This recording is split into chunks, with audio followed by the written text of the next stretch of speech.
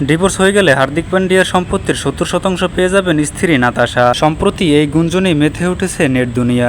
উল্লেখ্য, গত কয়েকদিন ধরেই হার্দিক নাতাশার বিচ্ছেদের জল্পনা চলছে। যদিও তারকা দম্পতি নিজেদের বৈবাহিক জীবন নিয়ে এখনো কিছু বলেননি। চলতি আইপিএল এর সবচেয়ে সমালোচিত নাম হার্দিক পান্ডিয়া। তিনি যতবার মুম্বাই ইন্ডিয়ান্সের অধিনায়ক হিসেবে নেমেছেন, গ্যালারি থেকে বিদ্রুপ ভেসে এসেছে। অধিনায়ক হিসেবেও চূড়ান্ত ব্যর্থ হয়েছেন হার্দিক। এহেন পরিস্থিতি তার ব্যক্তিগত জীবনেও কি সমস্যা দেখা দিল? আগে নিজের ইনস্টাগ্রাম হ্যান্ডেলে নাতাশা স্ট্যানকোভিচ পান্ডিয়া লিখতেন হার্দিকপন্থী। সম্প্রতি পান্ডিয়া পদবি সরিয়ে নেন। এখানেই শেষ নয়, ইনস্টাগ্রাম থেকে হার্দিকের সঙ্গে নিজের সমস্ত ছবি ডিলিট করে দেন নাতাশা। তবে দম্পতির পুত্র অগস্তর সঙ্গে থাকা ছবিগুলো রয়েছে ইনস্টাগ্রামে। অন্যান্যবার আইপিএলে অনেক ম্যাচই হার্দিকের সমর্থনে গ্যালারিতে হাজির হতেন নাতাশা, কিন্তু চলতি মৌসুমে তাকে একবারও মাঠে দেখা যায়নি। হার্দিক বা ক্রিকেট সংক্রান্ত কোনো স্টোরিও দেননি নাতাশা।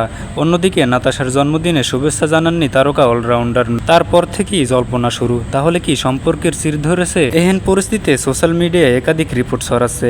হার্দিক নাতাশার বিচ্ছেদ নিয়ে নানা সম্ভাবনার কথা শোনা যাচ্ছে সেই রিপোর্টে। অনেকের দাবি তারকা ক্রিকেটারের সম্পত্তির 70%ই চলে যাবে নাতাশার কাছে। তাদের বিচ্ছেদের অন্যতম শর্তই নাকি এই সম্পত্তির হস্তান্তর। কিন্তু আসল কথা হলো, হার্দিকের সমস্ত সম্পত্তি তার মায়ের নামে লেখা। তাই ডিভোর্স হয়ে গেলে 70% কেন 7%ই পাবে না স্ত্রী নাতাশা। তবে নেট দুনিয়ায় এই জল্পনা কতখানি সত্যি, সেই নিয়ে সংশয় রয়েছে।